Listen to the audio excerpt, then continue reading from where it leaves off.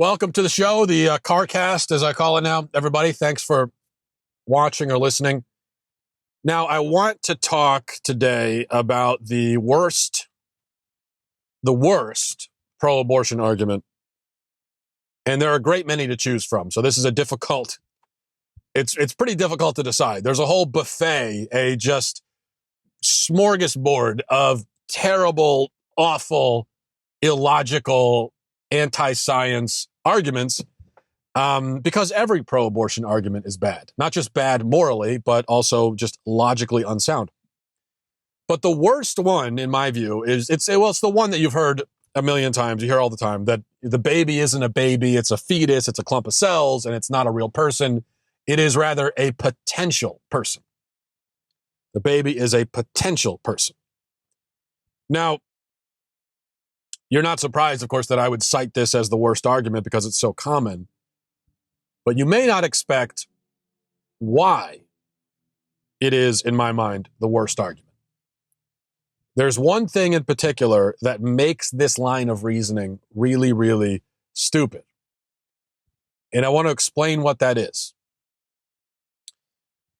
But first of all, we know, and we should establish, again, that it's a bad argument, first and foremost, because it just isn't true. That's not what makes it the worst argument, because, of course, every pro-abortion argument isn't true. But still, we should stipulate that it isn't at all true. There's no such thing as a merely potential human. Either you're a human or you're not. Okay? Either you're a person or you're not. A human is a human. A person is a person. An unborn child has the same inherent value as a born child because it must.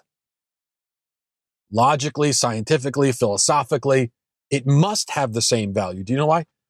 Because inherent value is inherent. And inherent means belonging to a thing by its nature, which means that value, if our value is inherent as human beings, which is what most of us believe, it's what our country is built on. The doctrine of human rights is built on the notion that human rights are inherent, belonging to a thing by its nature, which means that if something has inherent value, its value cannot be lost. It cannot be gained. You cannot acquire it over time by degrees. It cannot be reliant on, circumstances. It cannot be conditional. Either you have inherent value or you don't. If our value is conditional, which is to say our value is conditional on how useful our life is to those around us, how desirable our life is to those around us, whether it's our mother or whoever else. If that's the case, then that means that human value is acquired over time by degrees. It's very conditional. It's dependent on how useful you are. And so then there's nothing necessarily wrong with slavery or genocide or anything else. The only real argument against those atrocities is that human beings have inherent dignity. If they don't, well then, okay. Enslave away, I guess. Let the strong survive. Dog eat dog world. If humans do not by nature possess an infinite inherent value, then it's reasonable to claim that certain human beings, even of the born variety, have less accrued value than others. That would mean, for instance, if I'm stronger and smarter than you, I'm more valuable. And it would be more of an injustice to kill me than to kill you. And probably I should have the right to kill you if I want, because I'm the person with more value. And if I decided that your existence was inconvenient to me, well, then as the person with more value, I should be able to kill you. Also, to say that you have more value now than you had in the womb is to say that you are, in essence, is to say that you are you now, but you were not you in the womb, even though you were you. Now, if that's the case, excuse me, when did you start being you? if you did not start being you at the moment you came into physical existence. If your you-ness did not appear the same moment that you appeared physically, then when did it appear? And what were you before you were you? This is how I try to explain it to people. This is, kind of the image. I say, okay, so just take yourself in your current form, okay? Imagine yourself as you are right now. Now, rewind the tape back to yesterday. Was that still you? Did you still have value? Okay. Now a year ago. Now go back 10 years. Now go back 15. Go back to kindergarten. Go back to when you were, to your first birthday. Go back to when you were 6 months old. Keep following your own timeline all the way back. Rewind the tape and then stop there, just right there, at the moment when you first emerged from the womb into the world. At that moment. Now that's still you, right? That's you. Okay. Now just rewind it one more second. Just one more second. Is it still you? If that's not you and you didn't have value then, what happened? Now fast forward a second. Just keep rewind a second, fast forward. What's going on here in this 1 second time? What happened that gave you value and you-ness? But of course, it had to be you, even a second before. A second before you emerged. It couldn't have been anyone else, right? You were you, and therefore you had value from the moment that you first physically existed. And if you did not have value at that first moment of existence, then you don't have value now. Again, that's how inherent value works. It must always belong to a thing in order for it to be inherent value. Didn't have it then, you don't have it now. But so we see that by removing value from an unborn child, we remove it from all humanity. Because all of us were at one time an unborn human. So we think that we've taken it from everyone, for just from the babies. We have taken it from ourselves at the same time. But let's just, okay, so that's why the argument is wrong. But that's not even the point. Or it's not the only point. Because here's the thing. Here's the really incredible thing.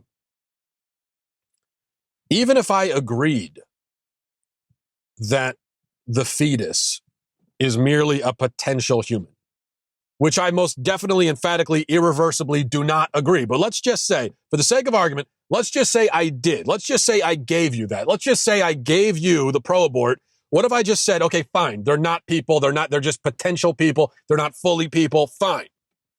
Just for a moment, let's just run with that train of thought just for a second. Okay. So it's not a person, it's a potential person.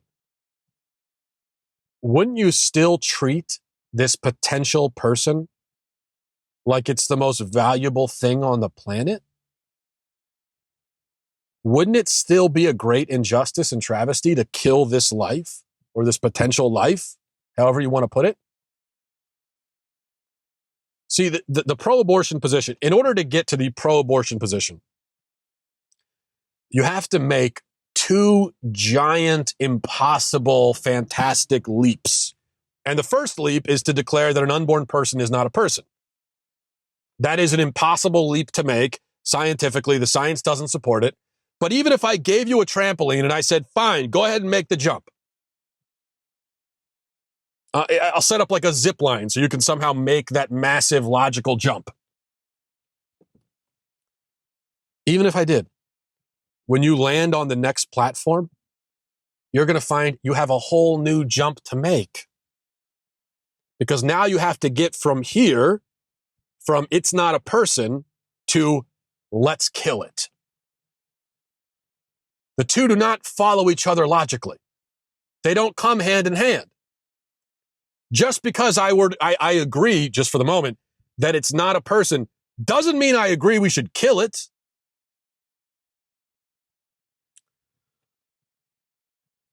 So you've made it there, but you haven't made it all the way. Even by proving that an unborn baby is not a baby, which you can't prove because it is a baby. But even in some science fiction world where you did prove it, you still haven't proven that abortion is okay. Here's an analogy. It's kind of a crude analogy. It doesn't work on every level, but it works on one level, at least when we're dealing with this issue of potential. So, what if you won $50 million in the lottery? And you had your $50 million lottery ticket. Let's pretend, here's my dry cleaning receipt. Okay, this is this is your $50 million lottery ticket. And by the way, can you believe how expensive dry cleaning is these days? I hadn't been to a dry cleaner in a long time. I just usually iron my own clothes. I didn't feel like it. It was like $50 for just a few. Anyway, so you have your $50 million lottery ticket, and you're on your way to the lottery office to cash it in. And imagine that on the way, I run in and I snatch the lottery ticket from you, and then I just like eat it, or I set it on fire right in front of you. Okay, like the Joker in The Dark Knight. I'm just burning it right in front of you. Now, that ticket was not $50 million. It's just a piece of paper. It's just a receipt. There's a million of them like this out there. That's all it is. It was moments away from being converted into $50 million, but at the moment, it's just a piece of paper. But how would you react? Would you react as though you just lost a piece of paper? Would you react like I'd react if you stole this from me? Be kind of inconvenient. I'd have to, I'd need to go and give them my name to pick up my dry cleaning, but still. Would you react like someone just took a piece of paper? Or would you react as though you had just lost $50 million? I think we know. You would mourn the loss of that ticket, not as a ticket, but as $50 million. Because you see, whether the ticket is $50 million or is merely the potentiality of $50 million, that's basically irrelevant. The value is still the same. And it would be the same to you if you had the ticket. It would be the same in the eyes of the law, I imagine. Or imagine I gave you some like magical bean or something, because that's basically how pro-aborts view unborn life. They see it as a magical bean, like Jack and the Beanstalk, this magical thing that just upon emerging from the birth canal turns mysteriously into a human. So imagine that I actually gave you a magical bean and I said, okay, hold on to this and water it once a day. And in 9 months, it will turn into a magic dragon that will grant wishes. Now, how would you treat that bean? Would you treat it as just any old kidney bean? Throw it in a pot of chili? Have it for lunch? Or would you treat it like a magic dragon that can grant wishes? See, this is the incredible thing about the pro-abortion argument. It fails even on its own terms. Even if I agreed with how they framed the argument, which I don't, but even if I did, I would still see it as an act of just unspeakable wickedness to murder this potential human. Because even a potential child is still worth more than every animal on earth, and it's more valuable than every object in the physical universe.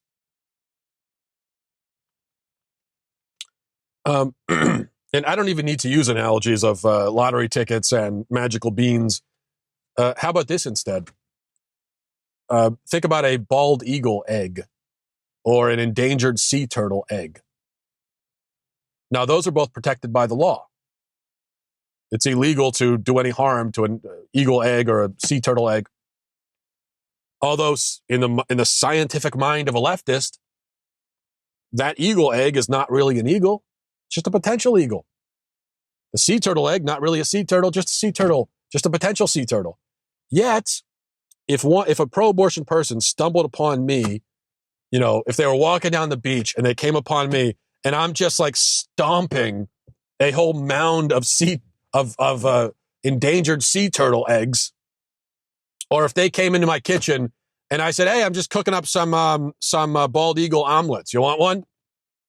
They would faint with just rage. And then when they woke up, they'd probably stone me to death.